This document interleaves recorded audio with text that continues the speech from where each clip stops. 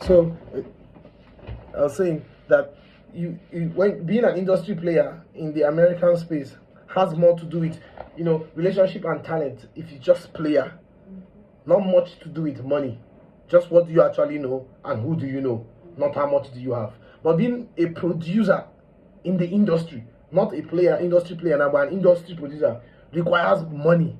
But now, because it's America, it requires a lot of money. You're in competition with people who have so much money and some who have no value for it.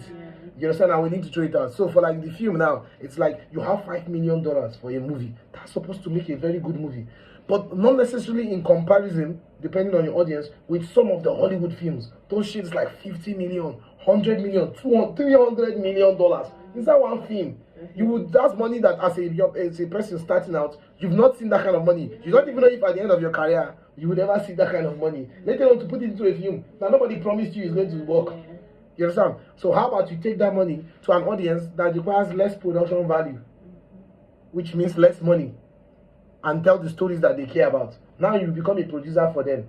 You understand what I'm saying? It's still movies, but movies for an audience that does not cost as much as the Hollywood movies. But now, you still stay as an industry player in Hollywood through other means, like acting, co-directing, directing even. The director is not the one who pays for the thing. It's a producer and the executive producer that has like the...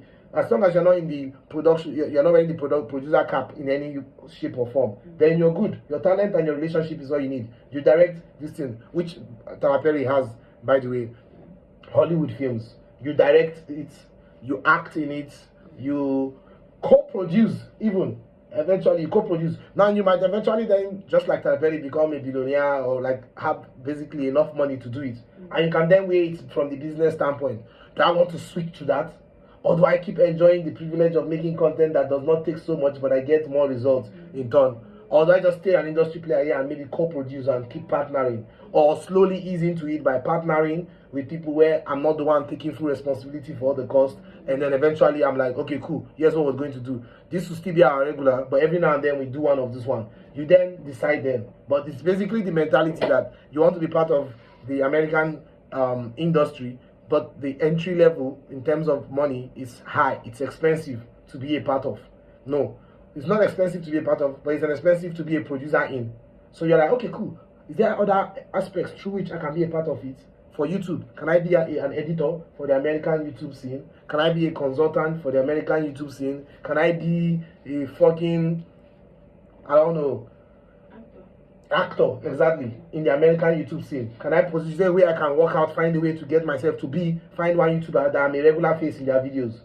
You understand what I'm saying? And then instead of producing, even though I'm in those videos, instead of producing videos like that, I see how expensive they are. I produce videos that are themed around the African theme because I know that that audience would not require that much money in order, because of the nature of the audience, in order to provide spectacle for them. You understand what I'm saying? And so I'm here doing this very big, these big productions that one YouTube video costs like $100,000. But my YouTube videos, I keep them to $1,000 to $10,000 because in Africa, that's a lot of money and that's still a mad video for them. But I'm still an industry player here. So I have business in the US. I probably live in the US or live in here but go to the US often for projects. Kind of like Tyler Perry again, who lives in Atlanta, but makes a lot of appearances in LA to promote projects or to do stuff. And when he's promoting his movies, the primary target are those core black audience and any other person who wants to watch the film. Because it serves as, obviously it should serve as a promotional strategy. So like when you're there, you actually like want to make sure that you're actually getting the most out of it. Exactly. So you're saying when you're in that, because the budget is higher, and that industry is you're in an industry, or rather you're in a particular project that you did not produce, but a person bigger than you produced, so there are more eyes on the project. It also serves as promotion for your own personal projects, when you are there. Now you also make a lot of money from that, so your personal projects, you're able to experiment because you're making money from being an industry player here. Because the budget for this is high. The producers make a lot of money in return, that they are willing to pay you what you can consider high for your role in those videos, whether that is acting, directing, co-producing, consulting, whatever role you are playing in this industry is financing the things you do here that are your own production. but you are keeping your production to not trying to produce the big stuff that these people are producing because you don't have the budget that these people have. Yeah. You understand what I'm saying? So instead, go and work with them and let that budget for that video, some of it be going to you. And you can use it to make videos for an audience that do not require that much, whatever that audience is. If you are, as long as you're able to find it, then you really don't have any reason not to. If you're able to find an audience that does not require that much in order to offer them that entertainment, that value, they don't require them to basically to bring value to them. It's not as expensive as to bring value to to the people in this space. So instead of competing, you come to those small amount of people and make them your own people. Then keep playing in that place and earning from other aspects, like we said, acting and other consulting, editing, and you're earning from there. You're breeding this your audience, and as you're acting there and participating in that industry, you're creating exposure for potential audience to join your people here. One, and secondly, you are building relationships with people in this industry to potentially create partnerships that will work in future. And I was going to say, your target audience, which is, let's say in this instance, which is Africans, those Africans that watch those type of videos with yeah.